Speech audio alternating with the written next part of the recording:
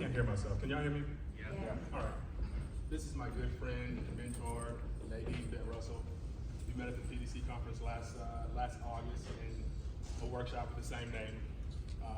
She's got over 30 years experience in UI, UX, project management, and the same amount of experience doing anti-racism stuff. She has been a wonderful mentor to me, has helped develop my thoughts and activism, and it's just been a huge asset. And I'm super excited to be doing this workshop with her. All right, we're going to start with identity. So something that Evan doesn't always talk about, but he knows about when he does these talks. How many, when we say the word identity, something pops right into your head right away? Just shout, like, what comes to your mind when we say identity? Race. Race? Okay. Culture? Country? Fraud. What? Fraud. Fraud? Yeah. Okay. Well, I know what you mean. I know what you mean. I'm following you. Okay. You brought it right down to the real deal. Gender? Did somebody say gender? Okay. Hometown? Yep. Anybody else? Father. Yep. Father, religion. Okay, that's perfect because this next slide kind of outlines some of the major categories of identity. Some of you might have seen this image before. It covers ethnicity, gender, age, religion, class, like socioeconomic class, not whether you have class or not. Culture, ability or disability, and sexuality. I shared it with one of my coworkers. Some of you may know, some of you may not know. This may be old hat for you, but there is a difference between gender and sexuality. A lot of people don't know that. So I just want to highlight that. There is a difference between gender and sexuality. And as I shared with Evan, I've always felt that gender is on a spectrum. And I won't go deep into that because that's not what we're here to talk about today, but I just wanted to touch on that. The other thing, those of you who are in like software development, maybe even hardware development, my background software development, but we use personas, right? Personas are sort of akin to identity because that user and what they're going to be doing with the product gets scoped out in the process of developing that product. Well, if you think of a human being in the same way, we have all these different facets to ourselves, okay? And I want you to be thinking about all those facets of yourself while I'm talking, okay? And there are also power dynamics that aren't on this, this image. There are power dynamics like within the Black community, there's colorism. So in some parts of the Black community, if you're dark, you're okay. But if you're light, you're not okay. And we also have, if you're dark, more universally, you're not okay. Because it reinforces the systemic construct that we're gonna uncover and unfold today. Okay, I'm one of those people who say what people don't say. Okay, so buckle up for those who need to buckle up. So affect is another part of identity. And this is a definition of affect. Affect is the outward display of one's emotional state.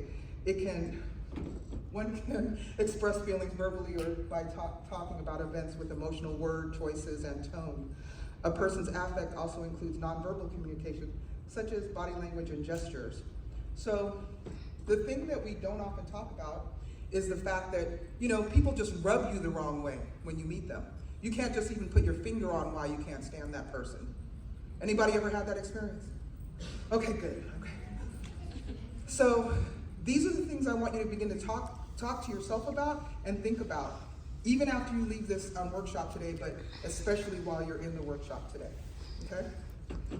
So I'm gonna ask you to kind of visualize for me, okay? I'm gonna ask you to think about yourself as you're walking through the world.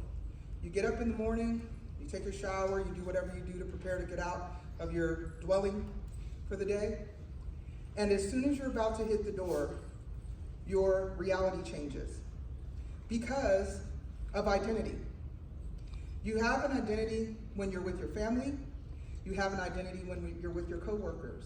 How many people are aware of the different identities that you have and how it shifts? Okay? Those of you who aren't aware of that, I want you to become aware that your identity shifts throughout the day depending upon who you're interacting with. And that does not make you fake. It doesn't make you fake to shift your identity. For some of us, it is a survival tactic. For some of us, it's just, hey, when I'm with my girls, it's like, whatever. And when I'm with my boys, it's like, whatever. But when I'm with my coworkers, I don't really trust them. I don't really know them. They don't really know me. It's a different reality, but it doesn't make you fake. It makes you a human being working through your world to the best of your ability.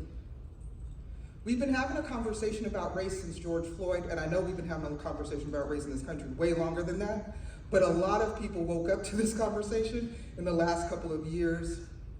I've been in this conversation, as Evan said, for like 35 years, and I want you to know that a lot of the dynamics are still the same. It's just being had at a higher level, a higher volume, and a larger scale, okay? So some of the stuff I'm gonna be contributing to this conversation is kind of historical perspective as well. But a lot of us have been having this conversation in a way that's been vilifying each other. Are you woke enough? Or just how people have made the word woke radioactive, okay? I want you to think about all those things. But here's the first question I always ask people when I facilitate a conversation like this. And you can write it in your phone, take notes. I encourage you to take notes in your phone. I encourage you to write this down in your phone, because you may forget all of this once we are finished with this ride today. So you don't have to say it out loud, just write it in your phone or on a piece of paper, whatever works for you.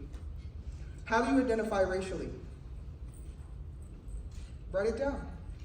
Because sometimes we learn because we're writing things down, just the tactile, practice of writing helps us to get things into us. Because race is not just a conversation that happens outside of yourself. It actually has an impact on your body, and you walk around with racial memory, racial experience in your body, no matter what skin color you are. You walk around with racial experience in your body, no matter what skin color you are. I'm not gonna jump on Evan's points. I'm just gonna say that and leave it to him to jump into some of that deeper part. Second question, how does the world see you racially?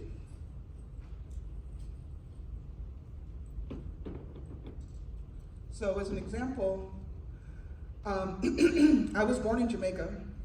I grew up here in the US, we call ourselves Jamericans. Not all of us, because we're not a monolith, but I call myself a Jamaican. Because you may not hear an accent, but if I start talking about Jamaica, you might hear an accent. There are people from Jamaica who just hear me speaking English and then they're like, are you Jamaican? I was like, I didn't even know I was, expressing an accent. So that's part of my identity. When I'm with my mother, obviously, I'm her daughter. When I'm with my family, I'm the oldest cousin. Except for that we found out we had another cousin that was older than me later on in life. Anybody have that story? Okay. I was even the oldest daughter. No, my sister was the oldest daughter until they found out about me. A shift in identity that could cause a conflict. We didn't roll like that though. We just embraced each other and kept it moving. So, how many people answered both questions and wrote it down? Anybody have any questions about what I talked about? All right, they say if you have no questions, you taught good. I'm joking. So, you've written down your questions. Now, race is the aspect we're going to talk about today, and I'm going to turn it over to Evan to talk about that. And race also shifts. Race also has charge. Race also has impact. And we're going to talk about that today.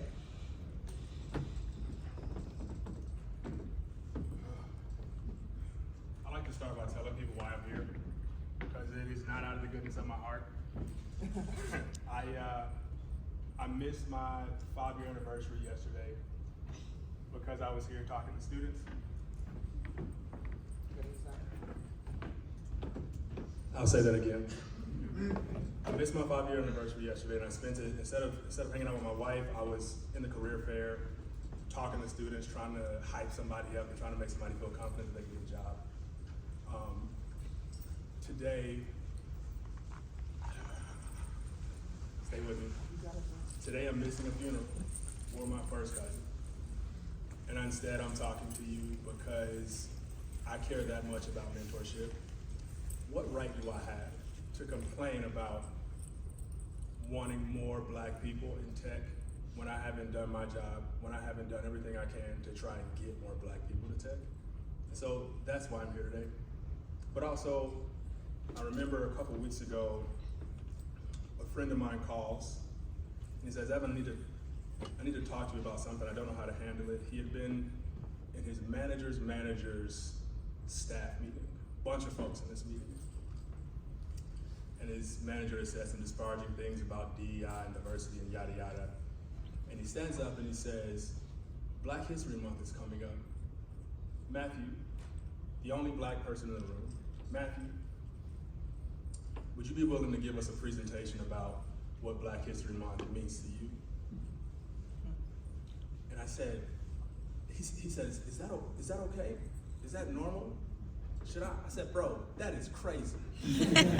Under no circumstances is that okay for him to have done that. I said, what'd you say?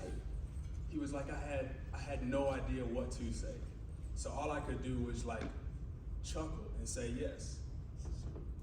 Did you tell your parents? He was like, that's the worst part. I told my dad, and he said, son, that's just what you have to deal with being a professional. And he said, the realization that his dad had carried that weight for 30 years, and that was his norm, was more crushing than anything else for him. I think back to my first time experiencing racism at work. When it happened, I remember thinking, Evan, you have no idea what to say. If you open your mouth right now, you are not going to be able to maintain these emotions that you feel. You're not going to be able to keep that in. Bro, if you breathe out of your mouth right now, you're going to lose this job. My goal today is to help you find the words that save you from having to drown in your own silence when racism shows up. Look at my notes real quick. I have to be like as informal as possible so I can avoid crying right now. Stick with me. Race is a part of my identity that accounts for the unique histories that formed each subculture. My grandfather's, like, his reality is completely different than the reality of a white person's. Not because they're different humans, not because of anything other than one fact, they have different races. Everyone has race, but few people really think about what it means. Race can either be a source of division or it could be a source of connection.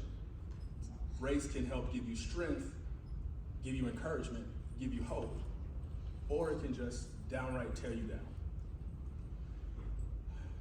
Your awareness is the only thing that really differentiates between the two. And so a lot of us, everybody's heard somebody say, I'm black and proud, I'm proud to be black, I love being black. Have you ever thought about really, what does that mean? What does race add to your life? Has anybody really sat and pondered that question? I suggest you do, because being able to articulate that, the answers to that, having more and more answers to the question, what does race add to my life, allows you to be more intentional, allows you to be more effective at using race to find success, at using race for a tool, at using race, letting race be helpful for you instead of it being a weight. For me, I didn't ponder that question really until Martin Luther King Day in 2021. And I woke up that morning and realized I'd never tried to contextualize what it must have been like to witness Martin Luther King's death. And prior to George Floyd, I didn't really have anything that made sense. But when George Floyd was killed, I was a father. When Trayvon Martin was killed, when so many other people before George Floyd was killed, I didn't have kids, but having kids completely changed the situation for me. And George Floyd's murder left me devastated. Like, I won't go too deep, but when I say I couldn't talk for weeks, like I literally struggled to read my kid a Dr. Seuss book. Like I couldn't talk to my wife about what to have for dinner without crying. And I woke up and I thought about, man, I didn't know George Floyd existed until he died. My grandfather, though, had seen the complete rise of Martin Luther King. And when Martin Luther King was killed, my mother was 6 or 7. My grandfather would have had 7 kids living in a 2-bedroom house, him and my grandmother there as well, in the middle of a cornfield. My aunts and uncles and my mom grew up picking cotton in a completely different universe in the middle of Arkansas. And can you imagine how difficult it must have been to exist after Martin Luther King had been killed? And I was never really able to contextualize that. I was never really able to understand that until I compared the fact that I didn't even know George Floyd existed and I still couldn't talk for weeks. What would that have felt like if George Floyd had been my hero? How crushing would that have been? And as I pondered that, as I reflect on how hard my life felt and how much harder it must have felt for my grandfather, I realized, how the heck did he make it? And then I realized that's what blackness adds to my life. For me to be on the stage right now, that means some black folks before me had to do some stuff that was absolutely impossible, absolutely crazy, potentially illegal, actually definitely illegal. My grandfather was a bootlegger. And the fact that I'm black, the fact that I'm brown, the fact that I have this skin, doesn't mean I have to be strong. It doesn't mean that I am strong, but it gives me reason to believe I can do some impossible stuff just like my grandfathers did. And the moment I articulated that, I immediately felt closer to my grandfather who I never met. I felt closer to all of my ancestors because I recognized in that moment, this is what blackness means. This is what it adds to my life. And being aware of that allows me to be more intentional about it, allows me to be more conscious of it, it allows me, just the awareness of that allows it to benefit me even more. I beg you, please spend time with this question. Racism impacts everyone. And this is something that not everybody knows. Y'all can stop looking at the screen, I'm not using slides. Any differing belief, thinking that you are, that you somehow avoid racism, that you're not impacted by racism, that you've never seen it, that it'll never touch you, that's an incomplete perspective. Societal bigotry, racism, sexism, ableism, hate against genders, whatever it is, it impacts everybody. I'm not a woman, but I am impacted by sexism because I depend so much on my wife. Because my life, me existing depends on the women in my life. And to think somehow me not being a woman means I'm not impacted by sexism is crazy. It's a very incomplete thought. White people, to think that you never experienced racism, that's crazy. And I invite you to consider the next question. What has racism stolen from you? Because it's stolen something from everybody. And if you can't answer that question, how do you have any conviction to take back what's been stolen from you? How can you be intentional about stopping the thievery of racism if you're not even aware of what's been taken from you, if you haven't even sat with that question? Exploring that answer, that question, is how you find the conviction to do something different. Exploring that question is how you find empathy for others. I think about myself. When I graduated high school, I was absolutely in love with a white girl. But growing up, the last thing I ever wanted to be called was mixed. I know how I looked, but both my parents are black. And when I graduated high school, I couldn't wrap my mind. I couldn't wrap my mind around having mixed kids. But I'm telling you right now, I wouldn't be on this stage if it wasn't for the 2 mixed kids living in my house. My 2 beautiful kids that I absolutely love with my whole heart. I haven't been closer to crying until I started talking about my kids. And I think now, like nothing, I am assured of my name. I'm assured that I'm supposed to be with my wife as I am of my name. Like those 2 things I know equally as well. My name is EvanMoss. I'm supposed to be with Sydney Moss. The universe proves that to me over and over again. And it adds so much to my life. Like nothing is better than my marriage. I love it so much. I love my family so much.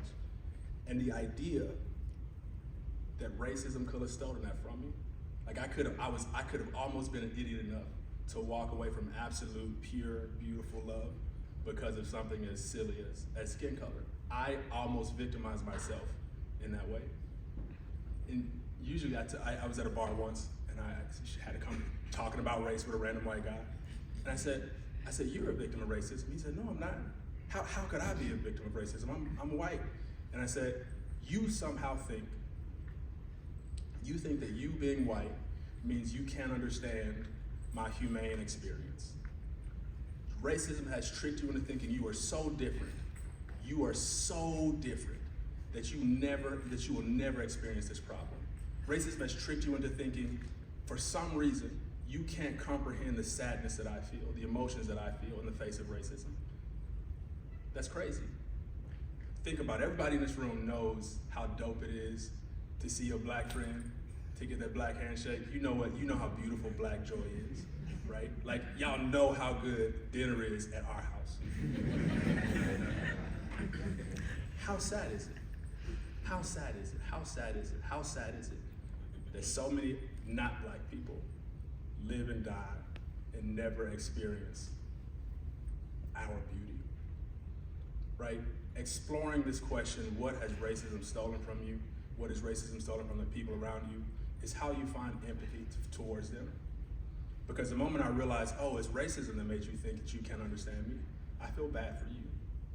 Because what is more beautiful than really connecting with somebody? Nothing gives me more joy than knowing my presence made somebody else's life better. And to think how many people have been fooled by racism into thinking that your skin color means you can't connect with somebody. What a shame that is. How unfortunate. And just that realization, spending time with that thought, articulating it to myself in more and more ways, realizing what it means, realizing the implications more and more, is how you find the empathy. Is how you start to realize, you know what? Maybe things can change. Can I say something? You have a question? Yeah. Sure. So like, racism is obviously like a social construct. Mm-hmm. It oppresses any race because black. Mm-hmm. So if you're talking to, say, a white person. No, stand up. Make sure the folks can hear you. I feel like this might Yeah, if you stand up, you project. That's what my choir director told me anyway.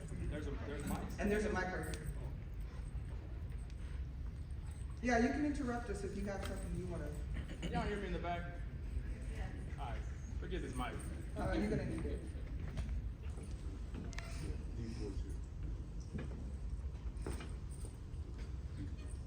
Oh, you just gotta talk loud. Oh, yeah, that too. Got it. So like, I guess, so racism is, it's a social construct, it definitely oppresses one race, whether it's blacks, browns, and all. So if you're talking to like a white person and they, say, hey, I'm not oppressed by this, I'm not oppressed by a social construct, how then do you maybe clarify? Perfect. That's exactly what I was gonna add. So, perfect. Oh, don't turn it off, leave it on, because people are gonna probably want to use it. So, what I wanted to jump onto the mic to add is that there are targets of racism. When I say targets of racism, do you guys know who I'm thinking about? He just said black and brown people. And that's a spectrum, okay? And it's also perspective, okay? And then there are beneficiaries of racism. But also victims of racism, like Evan said. And the number one way that white people are victims of racism is the ignorance that it causes them. And not just the ignorance about being at somebody's dinner, but the ignorance of what we go through every single day in our life. And then imagine if that person is your manager. When we had all these conversations when George Floyd's murder happened, there was, I don't know how it was at Apple, because I know this is the Apple strong room, okay? How many people are here from Apple? Let's just be real. Okay. Shout out to my colleagues that came in from my former employer, Honeywell. Yes. And I want to say that when those conversations happened, we didn't even really get deep into the conversation, especially at work. I'm not saying what you all did, because you all did something amazing as far as I was concerned. But in most workplaces, what I've heard from many people is like maybe an email went out, maybe there was a conversation, but nobody like followed up. And while you're having those conversations, things are happening inside your body. And what we do most of the time, those of us who are targets of racism, we do things to bypass. Resma Menachem, I'm gonna talk about him off and on throughout this because he's my latest influence about this conversation. He's a somatic abolitionist, that's what he calls himself. He's also a trauma therapist, and he has taken trauma therapy to the conversation about race. So when you're having these conversations, even in the room today, in that note that you're writing, write down what you're feeling, what you're experiencing, memories that are coming to you. This is gonna be your invitation not to bypass today. Right now, for the next however long you're sitting in this room. Do not bypass. Make a note to yourself about what you're feeling. It's interesting, you talk about, the guy who asked the question talks about racism being a social construct. I think most of us forget that racism is not a singular noun. Racism is an umbrella term. And the most important aspect of racism that needs to be discussed is the emotional response of the victim, because that's really what matters. When you focus on what the perpetrator did, you get muddled in the weeds of, did they mean to do it? Was it intentional? Was it because of race? Did they just not like you? Maybe it was an accident. Maybe the table in the back of the restaurant was the only table open. Maybe. You get stuck, you muddle down in the details, and you completely forget the victim is still a victim. Like for the victim, the truth doesn't matter. The truth is what's in their head. The truth is what they experienced. The truth is what they thought. The truth is what they perceived. And that is all that matters to them. The truth of what the other person's truth means nothing. The other person's truth is not going to heal my emotions. The other person's truth is not going to make me not feel sad. And so when you think about racism, thinking about, have you ever told somebody, oh, I don't understand what you're going through, but I'm here to support. I'm looking at all the non-black people in the room right now. Because before I graduated high school, that's the only response I ever expected from a white person. I can think about my football coach. I think about my college professor. All they could say is, I'm sorry, I don't understand what you're going through, but I'm here to support. George Floyd was killed. My father-in-law calls Evan, I don't know what you're going through, but I'm here to support. How crazy is that? Sure, you might not know how to solve anger and frustration and disenfranchisement and paranoia and panic and grief and all these other human emotions. You might not be able to solve all of them at once. You might not be an emotional therapist, but every one of you knows what it feels like to be sad. Every one of you knows what it feels like to be angry. Every one of you knows the full spectrum of negative emotions. And every one of us has techniques that we use to avoid those. I know what to do when I get angry. I know how to calm down. I know what to do when I get sad. I know how to calm down. I know what to do if somebody says they feel alienated. Let me help you get community. Let me be your community. I know what to do. I have suggestions on these things. And to think that you can't give a suggestion on how to deal with just one emotion. Sure, you might not be able to talk about all racism, but you can't speak to one emotion. How crazy is that? That is a victim of racism. That is proof that you are a victim of racism, if that is your belief. And speaking about the emotional response of the victim being the most important thing, I'm just going to completely break from my speech for a moment to tell you, delete the word microaggression from your vocabulary. If you're a black person and you ever use the word microaggression, bruh, I'm personally offended. Because when you talk about microaggression, which aspect of that scenario, which aspect of that experience was micro? Potentially, what the words that were said, those might be micro. And to call the whole situation micro because of what the person said minimizes the experience of the victim. Because I'm telling you, it might have just been a snide, a two-word comment, about somebody's hair, but it was a whole lot more than that to the woman who heard it. It might just been a snide comment about the shape of somebody's nose, but it's a whole lot more than that in my head. And so I never had a micro racial moment. It's always macro for me. And so just delete that word from your vocabulary. A lot of us haven't spent time really asking yourself, why do we still have emotions? Like why did God give us sadness? Why haven't we evolved depression out? Like why have we got these negative things away from us? The fact that we still have them suggests maybe emotions are valuable. And a lot of us really fight emotion. I think about the fear that I used to have when it came to talking about race. I was afraid of the emotions that came up. And that was because I wasn't good at really understanding what are the emotions trying to tell me. Emotions are data. Emotions are your body's way of telling you what is happening inside you, inside your mind, in a nonverbal way. And if you just walk past all of those clues, if you just force those clues down and you don't spend time with them, you don't sit with them and say, hey, wait a second, emotion, what are you trying to tell me? Then you just walk away from your own growth. You walk away from your own help. You walk away from your own self-advocacy. You walk away from your own power. I used to think that anger was completely a negative thing. I thought it was bad. But now I understand my personal boundaries change constantly. Nadine talked about your identity shifting. As we learn more, as our understandings of things that we don't know about expand, our personal boundaries change. The things that you believe in, the things you can accept, the things that you're okay with change, and we're not always conscious of it.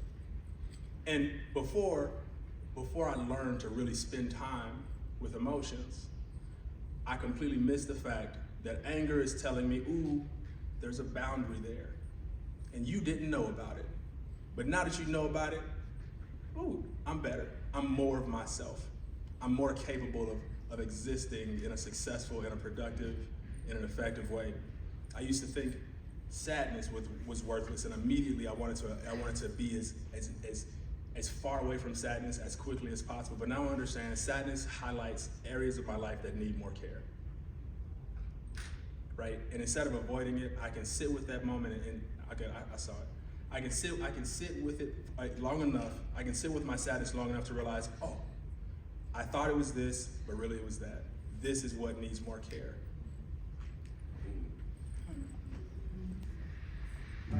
So I have two questions. Oh, you work it out. You better ask a good one.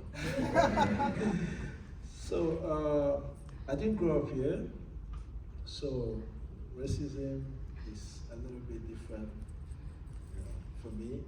Where I came from, there is racism, but not the type that you guys experienced here. And I've also had a share of racism here in the United States. So back in, I think, 2021, I was an intern at Apple. So that was on the June 5th, what is it called? Juneteenth day. That should be 12th of June, 2021. 19th of June. Was it 19th? Yeah. It's always the 19th. So, so I started interning at Apple, and I didn't fill in my bank details, so they sent me a check. So I took the check to Wells Fargo. Have you talked before? Yeah, we have. So, so I just wanted to give a context. So I took the check. The lady there looked at me and said, are you sure you work for Apple? I said, yes. And she looked at the check. She told me that check is not from Apple. And she couldn't even, because I've worked with bankers before, so I know you can verify check. So she didn't bother verifying it. She was like, okay, come over here, let's talk. And she was saying all of that, and it started turning into an argument. And she was like, she can call the police if she's, she talked about a lot of it. And I went home that day feeling really bad, like a criminal that forged the check or something. Well, that's by the way. So finally, Apple sent money to me, and they did all of that. So that was my experience. But I have two questions. That's with regards to, one is black people in tech, about black people in tech. So we don't have a lot of black people in software engineering, machine learning engineering. And I have a feeling that I know why. But what I don't understand is why it is that way. One, I did my grad school at HBCU school. And in my class, 97% of computer science students are international students. Now, if you go to the undergrad, they have the least number of computer science students. But when you go to criminal justice, business, you will have thousands of people. Now, my question is, how can, like I said before, I didn't grow up here, so I don't know the systemic racism thing or whatever that's happening, but it's based on the things I've read, and I don't know a lot. But if you have up to 96% of international students in grad school studying computer science in a HBCU school, then how do you expect a lot of black people to be in tech when most of them are studying criminal justice? So is that, did racism do that, or Yes. decision that a couple of people Put that mic made? down. And if racism did that, I'll need a little bit of explanation to understand how racism was responsible for that. That's number one. Number two question is, Hold on, we gotta talk about that first question. And I'll tell you a story. okay. I'll tell you a story. Yeah, you, I know where I can stand. yeah, You handle your body, we'll handle the court case. where if you grew up on the African continent, you saw your own representation around you all the time. But in America, brother, that ain't true. Like for me, starting in the 6th grade, I only saw representation at home. I only saw representation at home. I didn't see a black engineer until I was well in my 20s. I didn't know a black engineer until I was well in my 20s. I'll tell you a story. I went to do a career day at an elementary school in a poor neighborhood in Boston. And I must have talked to 800 students that day.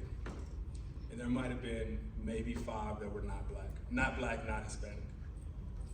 And we started, it would be a room of 50-ish students, something like that. They would leave and then the next room would come in, and we did this all day. And I'm telling you, we started every session, hey, what do you want to be when you grow up? Not a single black person, not a single black kid said, I want to be a doctor. A few said they wanted to be a nurse. Not a single black kid said, I want to be an engineer. They said, I want to be a mechanic. Not a single black person said they wanted to be a lawyer. They wanted to be an accountant. Like, simply, they wanted to be teachers because they saw teachers. But they kept mentioning these positions that you can, one, never retire from, that you don't need a degree from, that you don't need a degree to get. And when you look at how complete their response was, not a single black kid said, I want to be president. Not a single black kid said, I wanted to be a doctor, right? You understand representation matters. And when you think about international students showing up and taking these degrees, cool, they might have seen it. They have reason to believe it exists. They have reason. Maybe they haven't spent their entire lives in a racist school system. But us, that ain't true. Let me ask something. So, what's your name? Ochina? Yes. Ochina, your story that you started with, imagine having that experience at 5. And then at 6. Multiple times a day. At home, in the grocery store, at school. Every step of your life. If you grew up here in the United States and you experienced race at a young age, please raise your hand. Look around the room. Right. Really look. Look in the faces of the people who had that experience. So if you had that experience, and I'm a woman who worked, I coded when I was in high school. I was in high school from 1980 to 1984. I went to school in Union City, California. We had coding classes, okay? And my college counselor told me not to bother to apply to UC Davis. My mother made sure I applied to UC Davis. Because she's a Jamaican woman who was like, I didn't even grow up in a construct in my family life where I was told crazy stuff about being a woman. So I really have 3 heads walking around here. I don't think that some other human being completes me. Nonetheless, being in tech. And I'm not gonna get emotional today, but I'm gonna tell you right now that if you grow up with that every single day, you've answered your own question. So let's have your second one. Okay.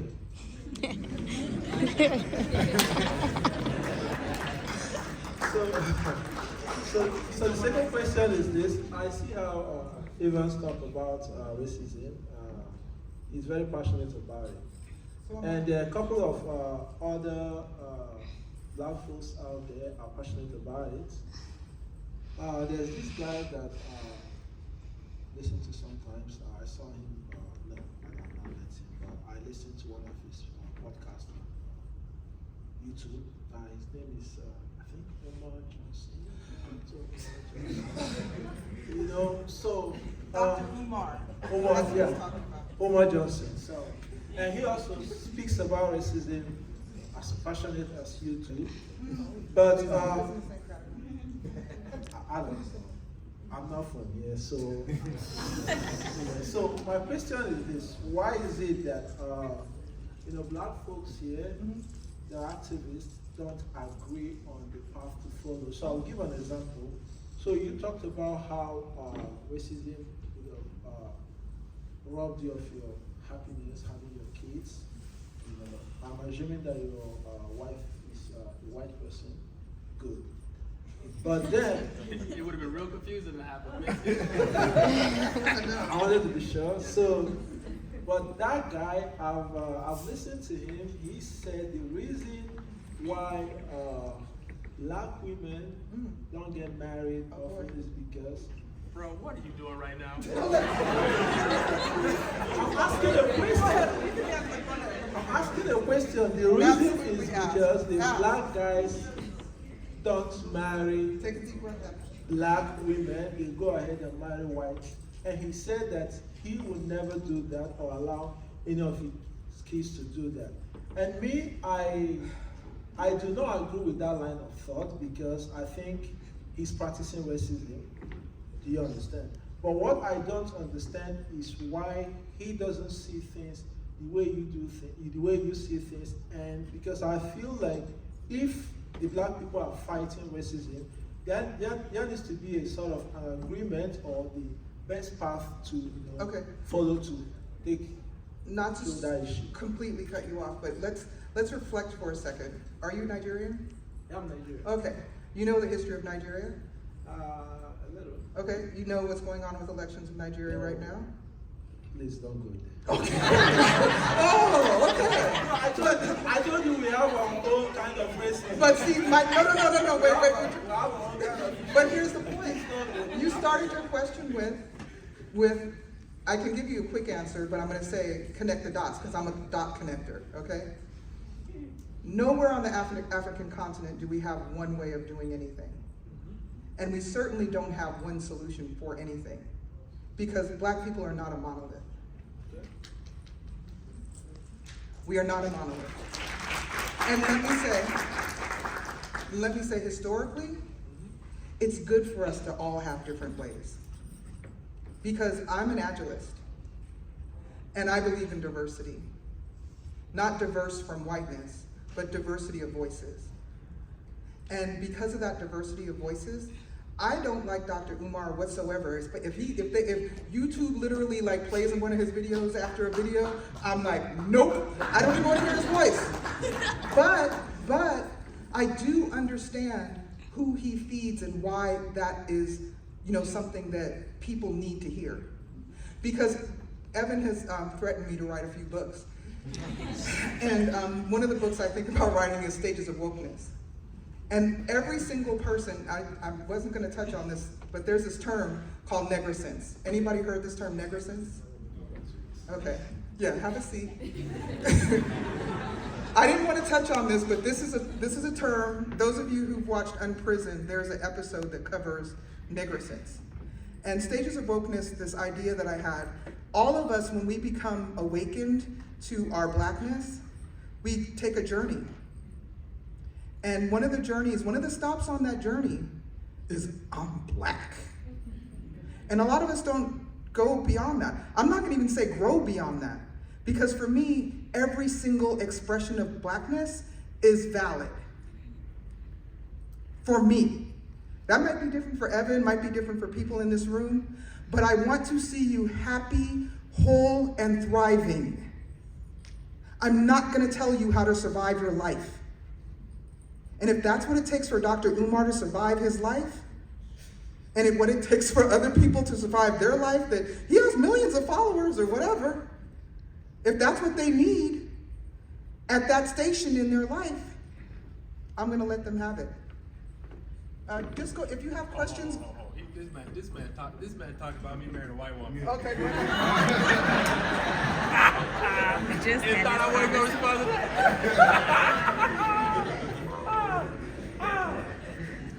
And if you have a question, you can go to the mic. I'll tell you, I'm very candid. I'll tell you very easily. I didn't plan to marry a white woman. I had no intentions of marrying a white woman. Zero intentions of marrying a white woman. I'll even admit, I struggled when I had my second son. My first son came out looking like me. My second son is my twin. And if anybody wants to see the most beautiful kid in the world, talk to me after. See me outside. My second son, though, came out looking straight white, just like my wife. Blonde hair, bright blue eyes. I struggle with that. For like, I don't know that I truly felt a positive emotion towards my second son for 2 weeks. Which is crazy. Which is crazy. So when I tell you I didn't plan to marry a white woman, I'm telling you, I never planned to marry a white woman.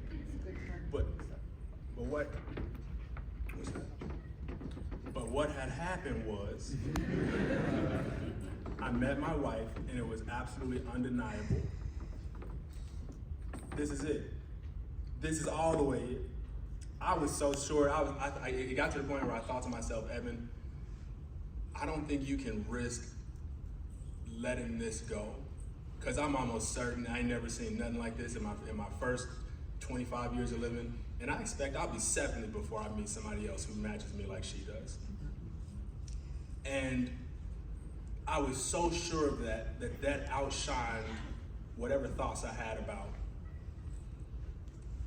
marrying a white woman, not wanting to be with a white woman.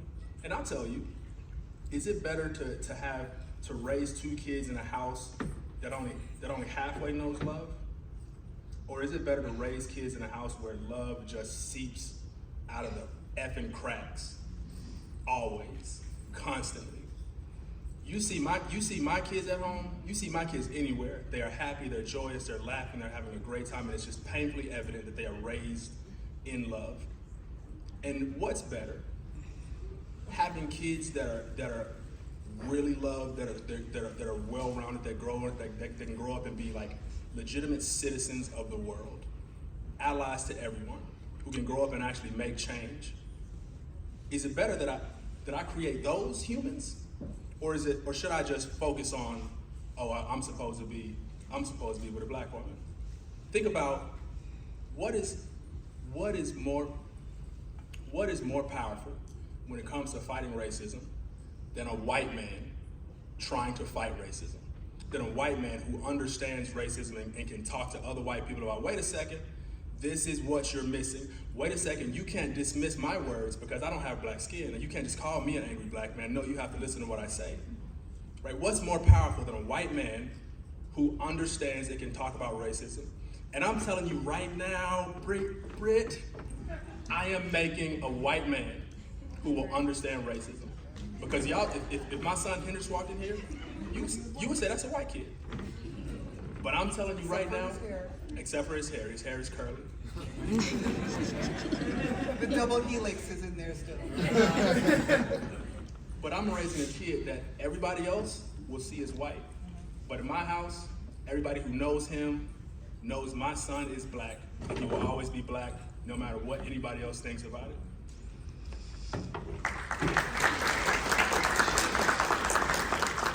It looks like you have a question about this. I just want y'all to be aware. I put this wheel up here. Some people have seen it, some people haven't.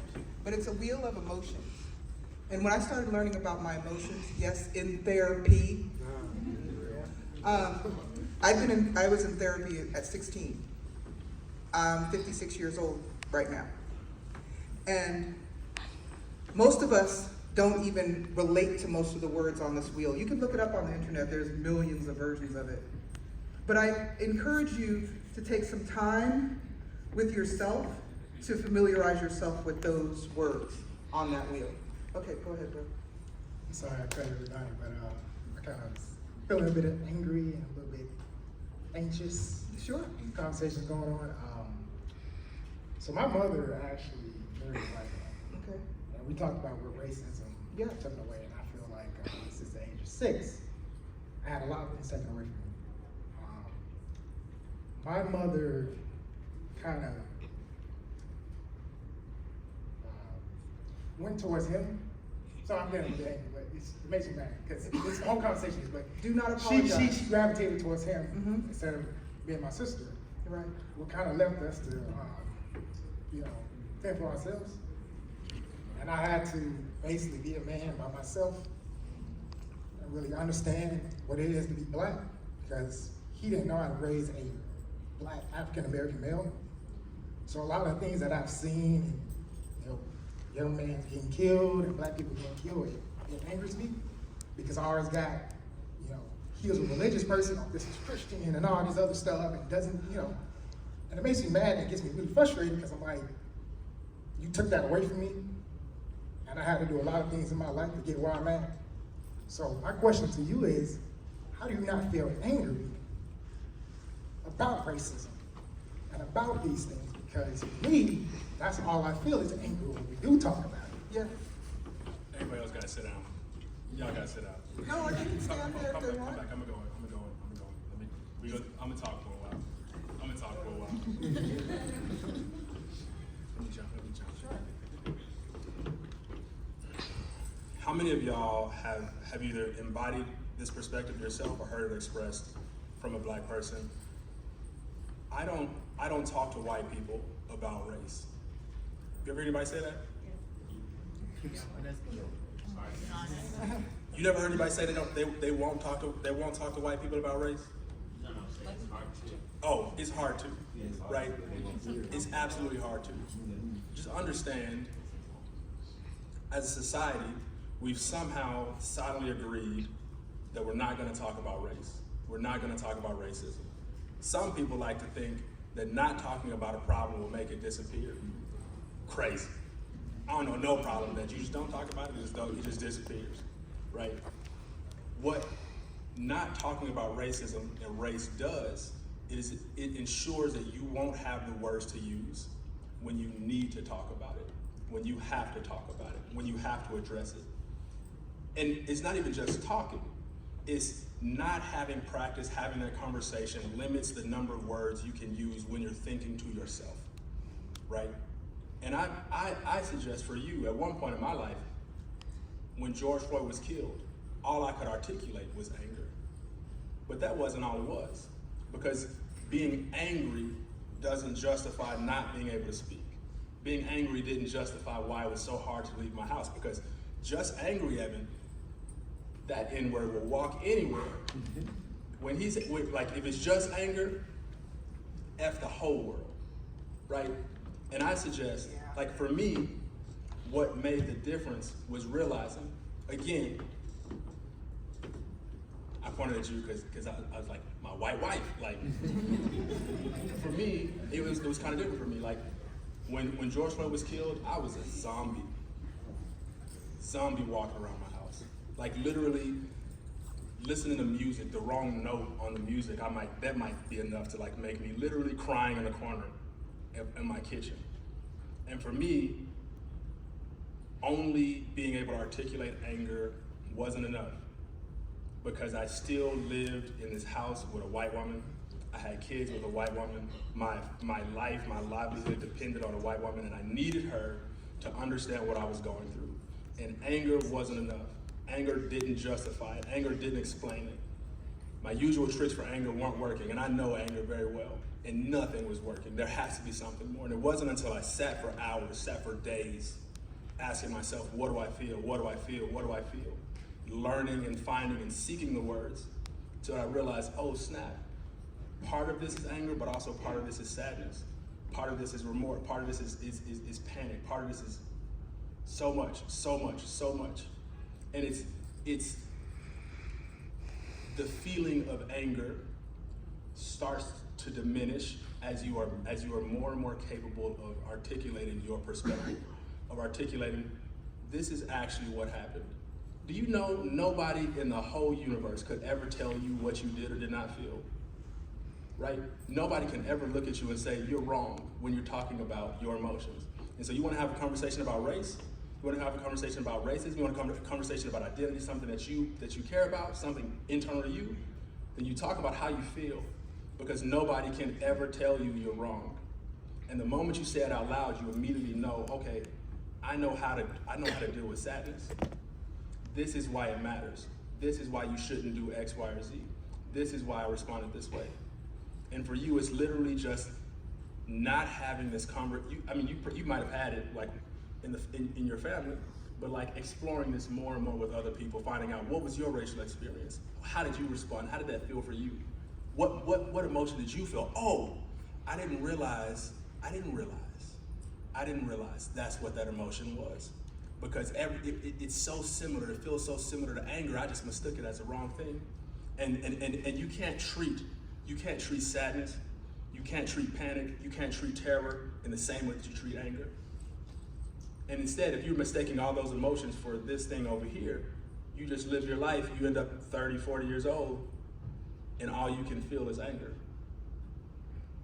For me though, it's recognition that anger is why I'm here. I feel that anger constantly. You have kids? No. Bruh, my biggest fear in life is failing my kids. My biggest fear in life is my white son growing up and not understanding that his black brother can't behave the same around cops, right? My worst fear is my oldest son Brixton, that's the one that looks like me. What if he grows up living in white AF Santa Cruz, Northern California? Like, we don't see black people. We don't see black people. My homie Andre stopped working at the grocery store. I don't see no black people no more. Right? One of my biggest fears is my son growing up and not knowing what his blackness means, not knowing that. And so do I feel the anger? Yes, because the fear of failing my kids keeps me up at night. The fear of failing my kids is always there, always there, always there, always there, always there. But that anger is my conviction, right? That anger, the fact that I feel it so intensely, so deeply means, bro, you gotta do something. There's a boundary here, there's a boundary here, you're being highlighted, you're being signaled, you gotta do something about this. Without that anger, I wouldn't be here.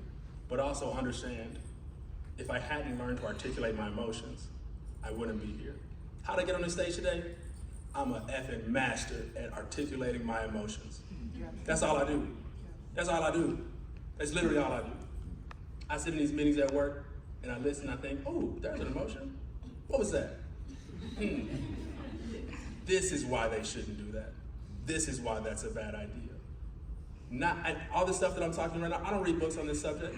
Somebody asked me the other day, do you watch Dear White Folks? I'm like, nah, bro, I don't need no more racism in my life. Right? What the heck I need with that? What do I need to read a book about racism for? I see enough of it. all the stuff that all these folks shaking their head at me is just because I spent time sitting with my emotions. And I got to the point where I could actually have a conversation about it and understand it's the pressure of this never goes away. The pressure of vulnerability never goes away. But that's a good thing, right? Because it keeps you honest. And understand that being vulnerable is how you grow. Being vulnerable is how you get beyond just feeling anger and finding out what those other emotions are. And for me, it took me a long time. My ego stopped me from being able to say, I'm sad. My ego stopped me from being able to say, I'm scared. My ego stopped me from being able to say I'm panicky for weeks. But the moment I did, I immediately felt better. Not all the way, but a little bit. I immediately started to see a path out of this dark hole I was just dying in. And so I suggest you do the same, right? Sit with your emotions, sit with these painful memories, and just understand growth hurts, bruh, growth hurts. And if it didn't, it wouldn't be worth it. If it didn't, you wouldn't appreciate it. If it didn't, you wouldn't feel glad that it's over. You wouldn't feel appreciated. You wouldn't be happy that you did it after the fact. And sit with those painful emotions. But understand you can't let your ego stop you from acknowledging what's actually happening inside.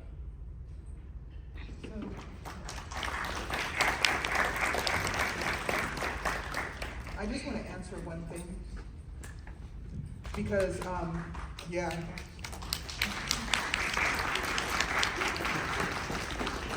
As a woman standing here, I just want you to know that a lot of women are socialized to understand their identity through the man that they're with. It wasn't personal that your mother chose him. I don't know your mother. I'm giving you an answer, a possible answer that is a good generalization based on what I know from United Statesian culture. We say American a lot. American is North America, South America, and the United States. And when you say American, you mean United States. I just want to throw that out there. But when your mother chose that, my mother chose that, and she chose that with a black man. It hurt just as much. But I did grow up to understand myself as a black person, but I didn't grow up to understand myself as a safe woman. So we all have deep childhood wounds. All of us, every single person in this room. If you don't have one now, you probably overcame it, healed it, whatever. But as a child, we understand as children. And somebody gave a really good example, and I'm gonna shut up so some other people can ask their questions. If you're a child and you fall off your bike and no one's around, your interpretation could be that nobody cares about me. Nobody was here when I fell off my bike and hurt myself. You could tell yourself that. And it could be real for you as a child. I'm not even taking anything away from that. And I'm not taking anything away from your experience. I'm just saying we have an opportunity for a new perspective. Least of all, what Evan offered to you. And I hope you take that journey, bro. Yes, thank you. You're welcome. So you just have 2 people ahead of you, and then you can go. Go ahead. Oh, 3, okay, that's right. Sorry, sis. And I'll let you know, when we get to 45, I'm gonna say we're at 45 and let people leave, and then people who wanna stay can stay, because we're gonna keep doing this. Because it's essential. Bro, this is awesome. I don't know if y'all how many people have been in a conversation like this? Okay. Okay, in forever. Okay, go ahead. And I just want to thank you guys for your honesty, your candor, all of that. Not, I guess, to kind of like steer in a different direction. Bro, ask your question. Any questions? Good.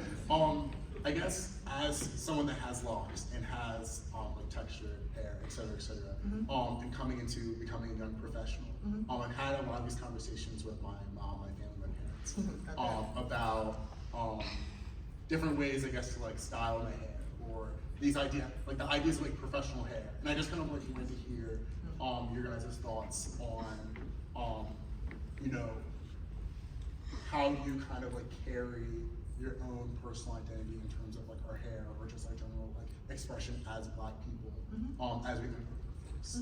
That doesn't make sense. Well, I'm gonna start, and then you can talk about it, because, you know, the Crown Act, okay? So, I'm one of those people whose hair goes, I can do this with it with a blow dryer, or I can wear it like you saw it in my, you know, profile picture.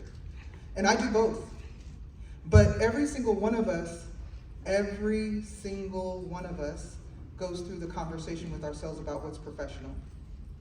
And really, when it is, it sort of ties in with that young man's question and what Evan offered him. We have to decide how we want to show up.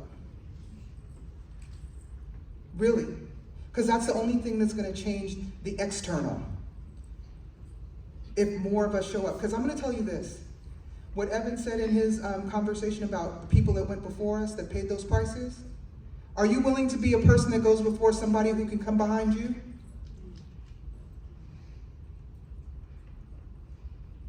I know it's really quiet when I said that, but that's a real question. I'm keenly aware of the people who made a way for me.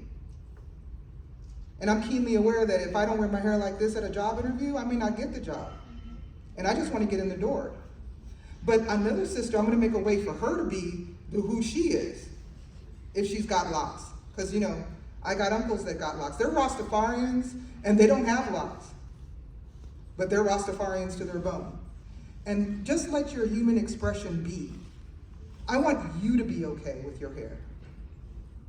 I give no F's about what somebody else thinks about your hair. But be strategic. Because I'm not going to pretend like we don't need to be strategic. I hope that answers your question. Thank you. Have something? It goes back to emotion. Everything does. Everything does. Everything that comes out of our mouth is more emotion, more awareness, more intentionality.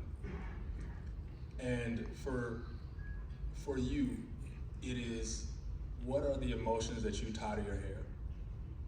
Right? And the more clearly you can articulate what those emotions are, the more clearly you can articulate what your hair means to you, the more words you can use to describe that. Because I'm not saying you explain it in one way. I'm saying you need to have 30 ways of explaining why your hair is important to you. 30 different ways of telling that story, 30 different stories to tell to prove that point. And the more good you get at that, the harder it is for somebody to hold your hair against you. Mm-hmm. And the easier it is for you to go in there and make them seem like an absolute idiot for trying to.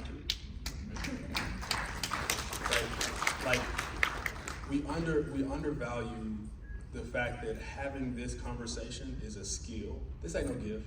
This is not a gift. This is not a gift. This is a skill that I learned because I had so much anger within me. This is a skill that I learned because I simply had to, because if I didn't, that would mean failing my kids. That would mean being like my father. And I would literally rather shoot myself right now. Right? And I've also interviewed with my hair natural, okay? Because I do research on companies that I'm going to interview with and see if they really mean what they say. And I actually had a supervisor say to me a year ago, I wore my hair natural because I live in Atlanta and humidity is real, okay?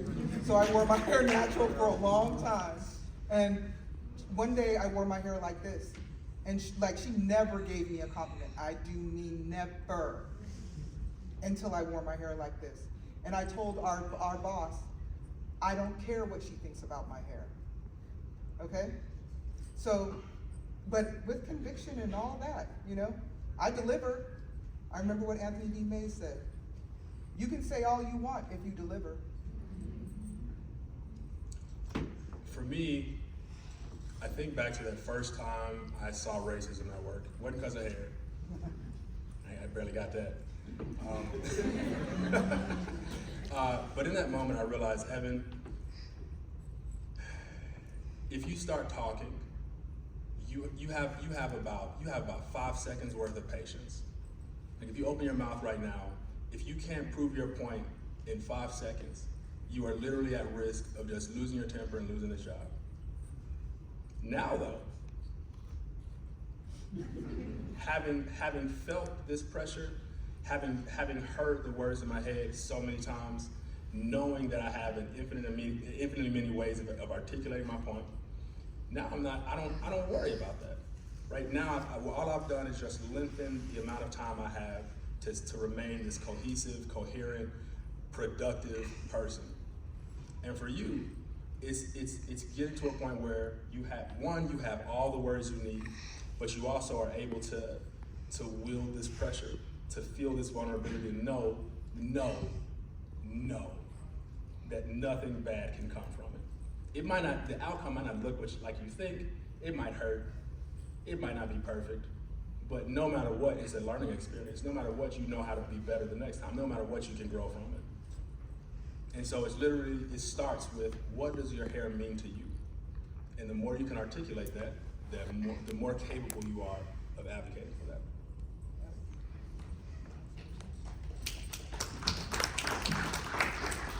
Joshua Burnell. I'm currently a young professional at Boston Scientific. I had two questions, but since there's a long line, I'm going to keep it to one. So recently, a couple friends of mine have been having this conversation about why Black relationships and why Black men and Black women are having struggle. And one of the consensus we came with is there's a lot of trauma on both sides that is gendered. Now, a lot of that time when I try to open up this discussion, it seems because it's within groups, it's easier to have the discussion. So when I know a group of women are there, they're easily able to talk about it. I can just eavesdrop. When a group of Black men are there, it seems to be able to, we can have those conversations. Now when you mix the two, there seems to be a lack of understanding on either side. Especially sometimes it comes to just past experiences in the sense of there's things that affect us subconsciously versus things that affect us consciously. So for example, I've always been someone who's strong constitution. I think people say a lot of things that they don't really mean, but for a lot of guys I know, hearing niggas ain't shit all the time really does affect us. And I've had to explain to some of my Black female friends of why when a guy grows up hearing that, they may say that doesn't apply to me, but they may subconsciously apply that stereotype to all Black women, which even though you can love a white woman, unfortunately they maintain that negative perception, which leads to the dating which leads Black men to sometimes date white women. Now, how do we open up these conversations between Black men and Black women to where we assess this gender trauma but actually work through it and create progress? So I'm going to touch on something that Evan said. It's essential for us to get in groups that are safe groups for us. Number one, have these conversations, like process our emotions where we feel safe, okay? Because that's going to help you build the emotional muscle to have it where you don't feel safe, okay? But I'm going to say on this mic that I've never been a woman who said, that ain't that, about any Black man. I don't allow myself to I know I might be the only one. I don't think I am. But I may be the only, I'll be the only one. But I'm going to hold a standard for Black manhood that may not ever be seen, but I know it's been seen because I've had a crush on Paul Robeson for a long time. He was my celebrity crush growing up. And I want to tell you that we believe lies. That's what has us in this room right now. We've been fed lies that we believe. And I'm going to talk about Resmond Menachem one more time because he just wrote a book called Monsters in Love. And it's all about relationships and how we bring our trauma into our relationships. It's a liberating read. I mean, Evan does the emotional work, but for those of us who like books, Monsters in Love. I'm gonna, at the end, and those of you who have to leave or whatever, because we're at that time, if you need to go, that's fine. Those of you who are gonna stay, great. Reach out to Evan and I on LinkedIn. We're gonna give you a link to the deck and to a bunch of different resources. But I just want to give people who need to leave a chance to leave without feeling like, okay. And Evan, do you have anything to add to that? Okay. Is that good? Yes, thank you. Okay. I'll reach out to you all later. Yes, no problem. Who's next? Oh, there you are. Yeah. We gonna get this. We gonna get. No, she was next. She was in. Yes. I make sure he didn't get left up here. No, he said, yeah. And thank you for coming, everybody who's leaving. Alright, so my question is sort of it came up in my mind when Sure. the first guy who asked the question asked. I am also Nigerian. Mhm. I grew up in Nigeria and then I came over here for college. And something that struck me immediately was the fact that my experience as a black person in America is not the same as people who were raised here. But it took a lot. I mean, the first time racism happened to me, I didn't even know what was happening. I was just like, okay, you know. Someone told me, my name's Daisy, but people call me Daisy here. Okay. And the person told me, it was grad school, and she was like, oh, you don't look like a Daisy. I'm like, oh, okay, right? And so I quickly realized like people experience things differently, right? But coming from Africa, we do have a different perspective, right? Everyone who's ever taught me is black. All my teachers were Nigerian. Every person who's ever taught me, I'm an engineer today because people who were black taught me, right? And so there's some value that I think the African community can bring to the table, but I just don't think that we leverage it. I just don't think that there's enough of unity between the African community and the African American community. And so my question is, what do you think we can do about that? And how can we help? Because sometimes we don't even know, right? I showed up here and I don't really know how I can help, right? So division is the first, it's one of the go-tos. I think about the system like a person, but I don't think about the people like the system. I think about the system like a person, but I don't think about people like the system. And one of the things there's several things off the top of my head I can tell you that the system does. It tries to provoke us, but the number one thing it tries to do is divide us. As humanity. Like some of us gotta get to the unity of black people, right? What your question is. But the real end goal is, the big lie is, we're all the same as humans. But I'm not gonna jump over justice, and I'm not gonna jump over talking about racism, and I'm not, so how we do that, we be intentional about it. Like, when somebody told me their name, and they're like, oh, you can say my name? I said, yeah. And that's a deep emotion when you hear me say that, right? When people tell me Daisy, I'm like, no, I'm gonna call you by the name your mama gave you. And your daddy gave you. That's one of the ways. Because we need to be allies to each other. I think the only categorical answer I can give to that question, your question and the last one, is as a people, as a society, we have to learn to be more willing to be vulnerable. A lot of times when you think about having conversations about race, when you think about having the conversations you mentioned, the last guy mentioned, we think about these conversations as being mostly beneficial to the other person. And that is the thought that keeps so many of us out of the conversation. That one thought prevents so many of us from being part of the solution. Because we think, why would I help that jerk? Why would I help the person that hurt me? But the reality of it is, allowing yourself to be vulnerable. Like you just can't be vulnerable. Like I can't be vulnerable in a room by myself. I mean, I could, but like, what's the real meaning of it? Like, what do I really learn from that? But understand, it's a rare moment that I get to be vulnerable in the presence of somebody else. And that rare moment is fertilizer. That rare moment is what helps me grow really quickly, much more faster than anything else. And so as a people, how can we be better about being more unified, as you suggested? As a people, we need to understand vulnerability helps you before it helps anybody else. If your vulnerability helps somebody else, it also helped you. It helped you first. And if you don't believe that, if that's not true, it's not because being vulnerability was bad or that it failed. You failed to articulate what the good was. You failed to sit with that emotion long enough for you to be able to realize what the growth was, what the benefit was for yourself. So how can we be better? Learn to be vulnerable. Stop denying these emotions, and understand that the real differences, the most important differences between you and I are my ability to articulate myself and your ability to articulate yourself. Because if we both suck at that, then all we can do is look at each other and be angry about it. And there's also a psychosocial part that just came to me. I mean, not like I just thought of it, but the psychosocial part is some Africans, and I'm gonna say Africans, not Nigerians specifically, some Africans didn't even know about the slave trade, okay?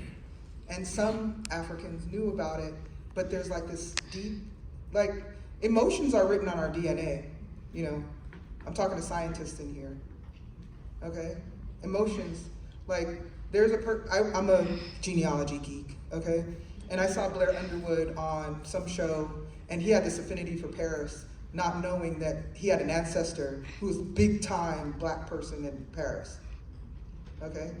And what I'm saying is, we have those emotions that are there. And imagine if those of you who have a family member who left the family, you have anybody, I'm not saying raise your hand, but if you have a family member who left the family, I mean like they moved off and they don't come to family events and all that kind of stuff, that feeling that you have about them is the same kind of psychosocial thing that's between us. And I'm not saying me, because I was born in Jamaica. That was just a stop on the slave trade. Same people though. Quiet as a skept, it's all over the planet, the same people. But we gotta get there. Thank you. You're welcome. Okay. Hi, Evan. Your story really resonated with me. I'm just telling you, I'm a junior. Yeah, take it out or something. I'm a junior in college. I'm also Nigerian.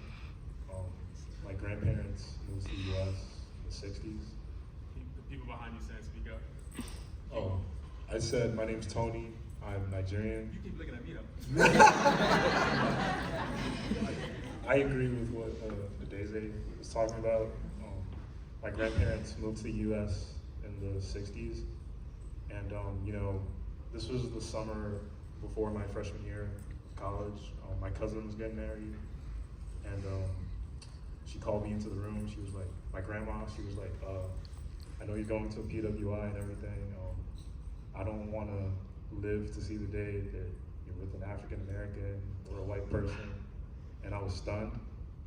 I didn't say anything. I just felt like, I love my grandma, and that goes against my values, what she just said. I kind of just nodded my head and walked out the room.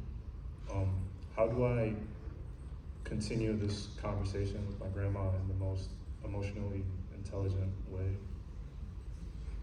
Evan's gonna say be vulnerable and sit with your emotions. I'm not even trying to be funny, but that is the key to it. But the other part of it is that you may choose to educate her. There's a lot on the buffet, but I'm gonna point to what Evan will tell you to do. Talk to I'm gonna role play. If I'm talking to your grandmother, you be your grandmother. I called my grandmother Mama. So Mama, you want me to limit who I can be with? I heard this guy named Evan talk about about his journey in choosing who he chose to marry. Would you rather me have, you see what I'm saying? Make it a personal conversation. It's not an intellectual conversation with someone you love.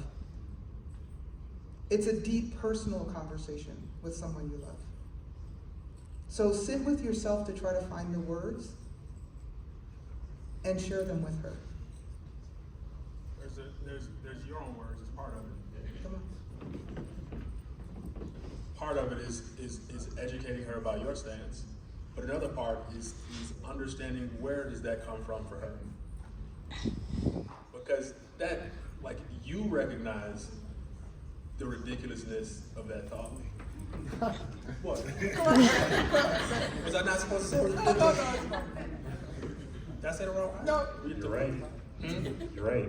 Right, you recognize it. But if you say ridiculous is gonna come out in the conversation. Yeah, don't say ridiculous. Your grandma's in here, right? Your grandma's in here, it wasn't ridiculous. But for you, part of it is also have the conversation with her, play coy, play the game, and find out where does that come from, because it's likely a place of trauma, right? Yes. It's likely an emotion that she has stuffed down, thinking it goes away, not realizing they don't go away. The fact that you don't think about it doesn't mean anything. right? And so there's multiple routes here. Part of it is helping her realize, wait a second, that there might be something here that's still left to be dealt with. Okay, so we can only take 2 more questions. The organizers from NSBE gave us a hand signal, and I'm probably in here for the same thing. We're only going to take this question and that question, and we're going to put up our we put up our LinkedIn before, but we're going to put up how you can connect with us after. And then I'll go stand outside. Yeah, we continue the conversation. But you can also send us messages and questions on LinkedIn. Thank you guys, you have been awesome. Evan, I'm gonna give you your 2 sons, but my 3 daughters in terms of offspring want to get in the conversation. Sure. All right. So all of us have been through racial experiences, and none of us like those racist experiences. I mean, a lot of us in this room raised our hands. And so we want to get rid of them, but clearly it's not up to us. Because if it were up to us, we'd make it go away. Dr. King talked about this in his letter from the jail.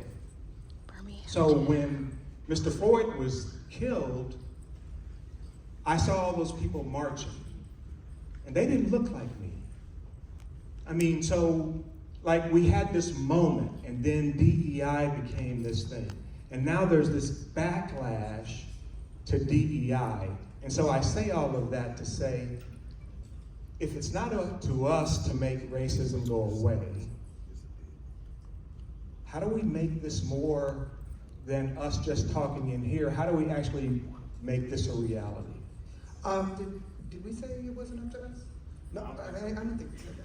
But That's my opinion. I get you. I mean, because if it were up to us, we wouldn't be 400 years into it. Well, I'll say this. We're actually 500 years into it, because I also count in Or more. Yeah, in Portugal in 1500, that's when this whole concept came about. It came about to enable the slave trade. Okay? That's why it came about. It came about to enable the slave trade. I don't say stuff off the top of my head. I'm not a conspiracy theorist. Look it up yourself. Okay?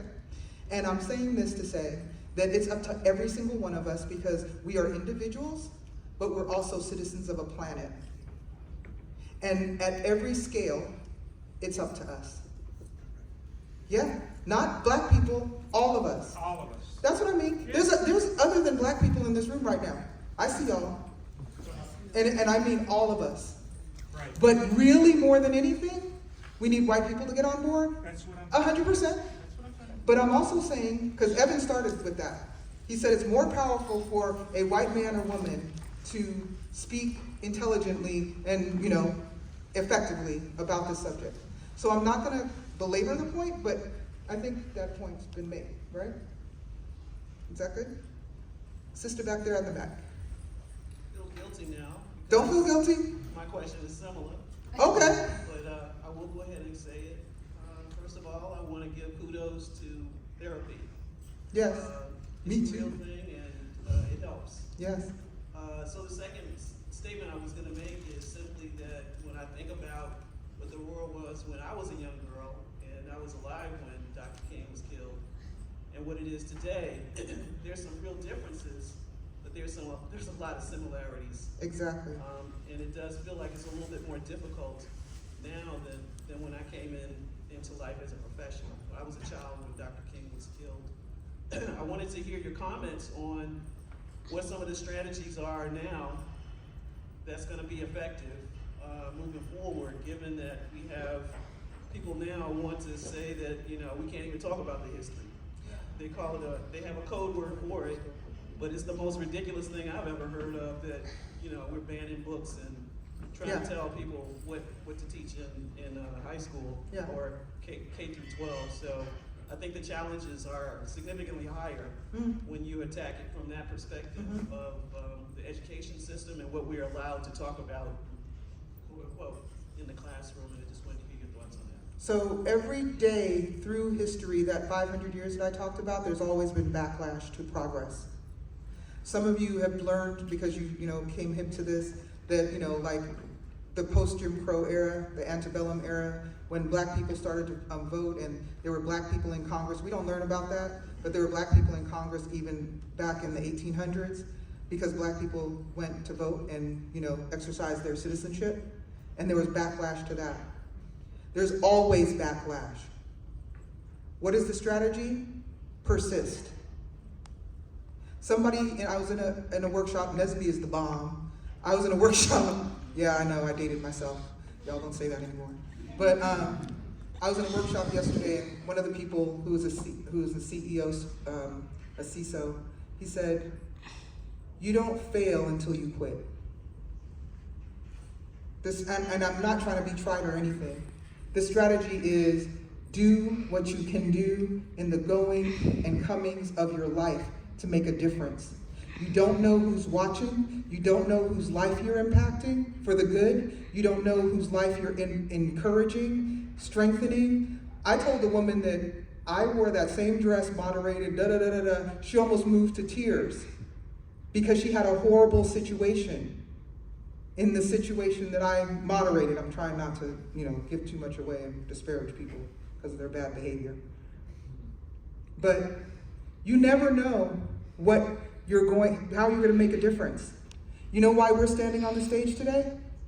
Because in August, when he did this talk at PDC in Miami, I was sitting right there, and he stopped in the middle of his talk, and he's like, "I'm sorry I keep staring at you." But you remind me of my family. Yes.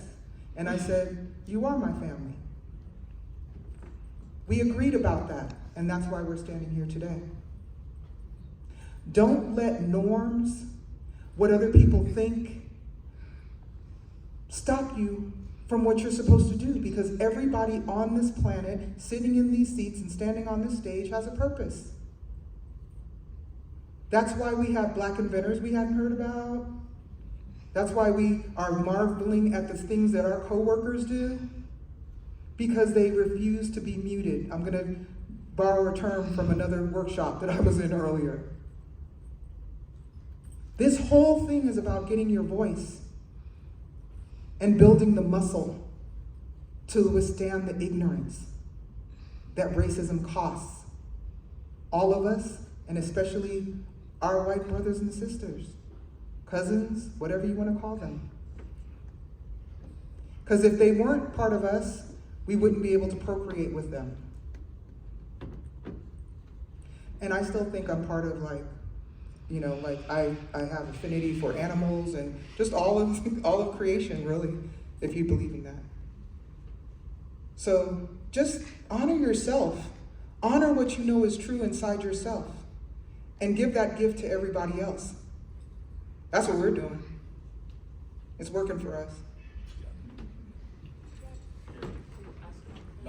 You can ask after and just talk to us. I just wanted to see if other people had something. Well, we just took our last question. We have to honor time and we have to honor NSBE.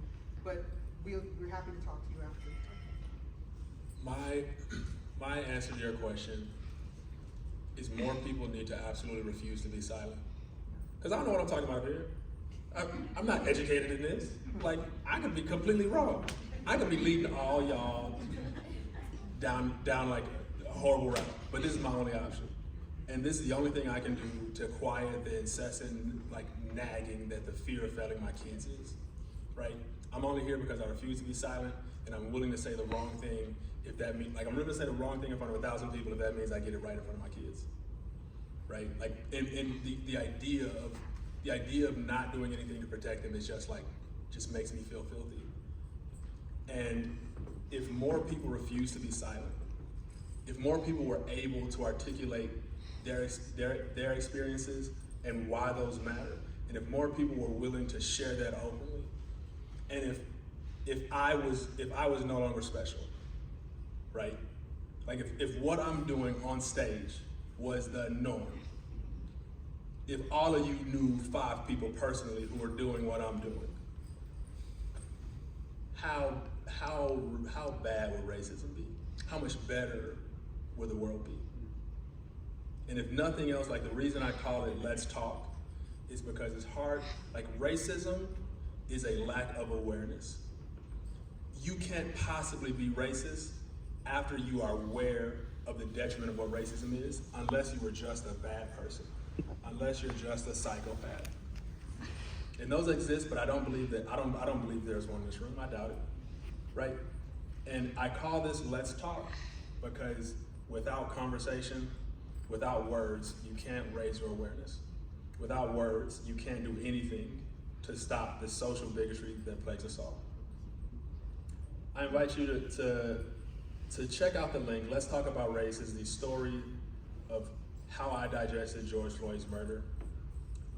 It's how I ended up on this stage. I'll tell you, when I told that story the first time, I didn't want to do it, but I had 2 kids, and this was the only thing I could think to say. And on one hand, you would say like, oh, what's the value of an emotional experience at a company like Apple? At a company like Apple. But I'm telling you now, one person's story has changed a whole company. One person's story has led to this video that I can now share however I want publicly, and I can have this conversation with literally thousands of people as much as I want. This is how I spend my free time, right?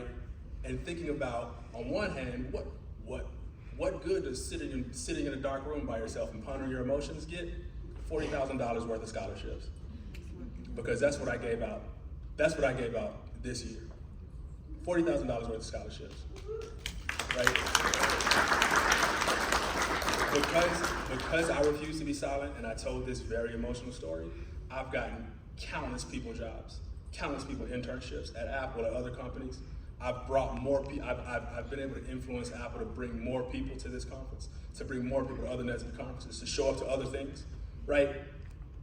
From just refusing to be silent. And if I gave out $40,000, what if all y'all gave out $40,000? How much money is that? How many little black kids? How many little black kids would benefit from that? How many little black kids could like really open their minds up and really start being like citizens of the world if you just refuse to be silent? I invite you, watch the video, the first link, watch the second link. I host conversation sessions like this all the time. You want me to come to your church? Just arrange it. Just make sure at least 10 people show up. And I'll be there. Thank you guys.